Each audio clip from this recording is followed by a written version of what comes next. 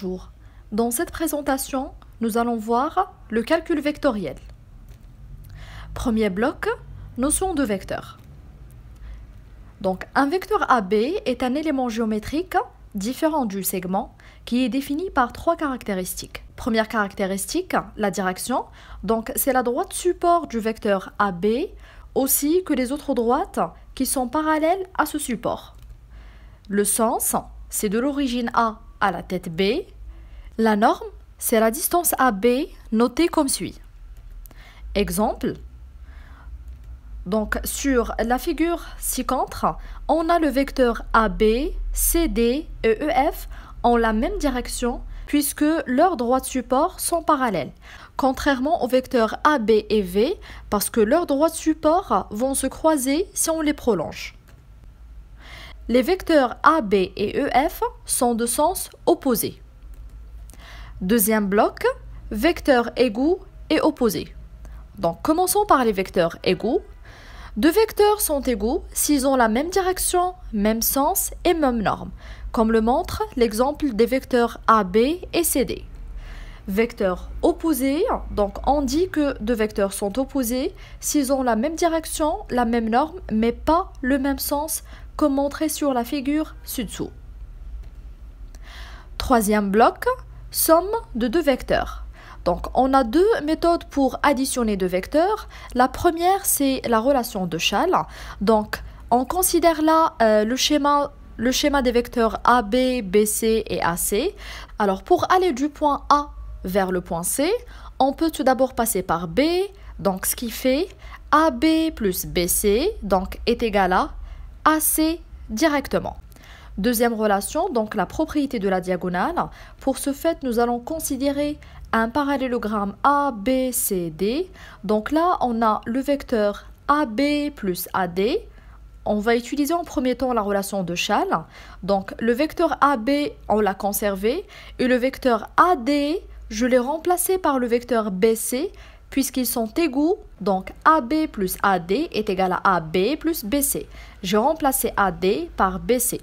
Après, donc, je peux utiliser là la relation de Schall.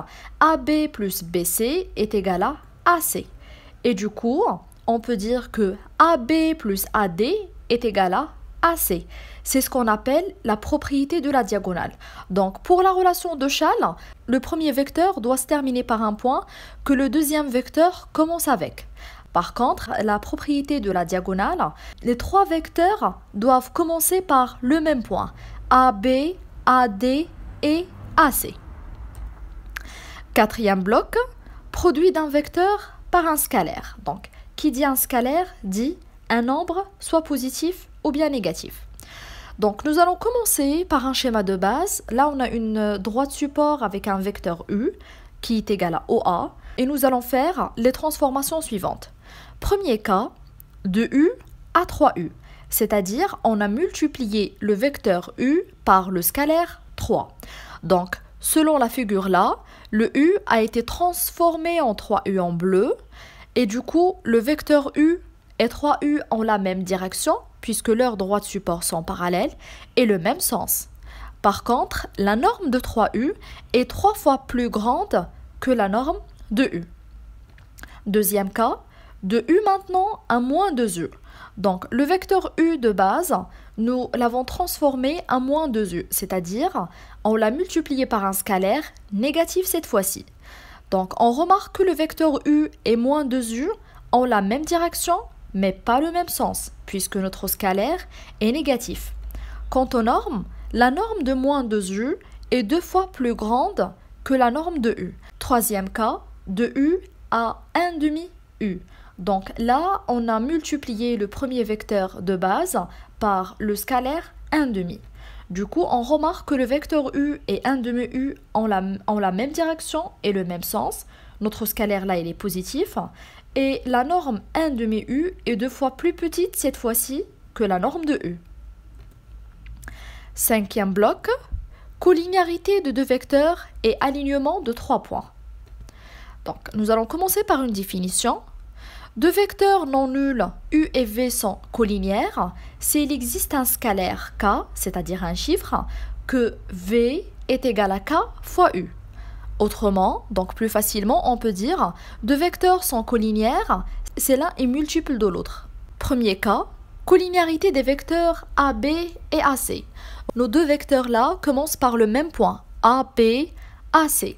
Donc, on peut dire que AB et AC sont sur la même droite, puisqu'ils ont un point en commun, et AC donc, est égal à K fois AB, c'est-à-dire qu'on a obtenu AC en multipliant AB par le scalaire K, qui est positif, raison pour laquelle nos deux vecteurs-là ont le même sens. Deuxième cas, collinéarité des vecteurs AB et MN. Donc, là, on remarque que les deux droites sont parallèles et on a obtenu AB en multipliant MN par un scalaire K. Cette fois-ci, le scalaire K est négatif puisque les deux vecteurs ont des sens différents. Troisième cas, collinéarité des vecteurs AI et IB avec une condition, la distance AI est égale à IB. Donc là, on remarque que I est le milieu du segment AB. On a l'égalité des deux vecteurs AI et IB et AI est égal à 1 demi AB. Avec K précisément cette fois-ci est égal à 1 demi.